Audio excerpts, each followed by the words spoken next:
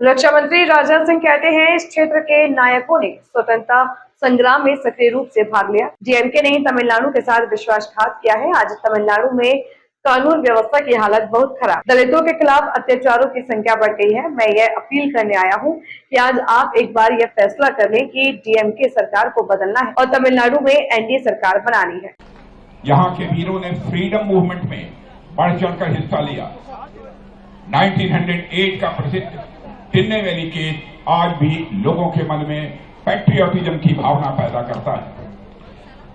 1908 ஆண்டு இந்த திருநெல்வேலி மாநகரில் ஒரு பரீட்சை நடந்தது।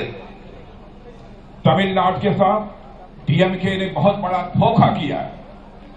तमिलनाडु में डीएमके ने तमिलनाडु के साथ बहुत छल किया है। आज तमिलनाडु में लॉ एंड ऑर्डर की कोई सिचुएशन नहीं रह गई है। क्राइम बढ़ रहा है। नेशनल क्राइम बोर्ड की रिपोर्ट यह बतलाती है सर्वाधिक अत्याचार, जुल्म यदि और क्राइम यदि कहीं पर बढ़ा है तो तमिलनाडु में बढ़ा है। दलितों पर अत्याचार के मामले बढ़े हैं। ये आंकड़े डीएमके सरकार की नाकामी को दर्शाते हैं। இங்கே திமுக ஆட்சி ஒரு மோசமான ஏமாற்றத்தை நமக்கு தந்துள்ளது। அது இங்கு பல கிரிமினல்கள் மற்றும் பல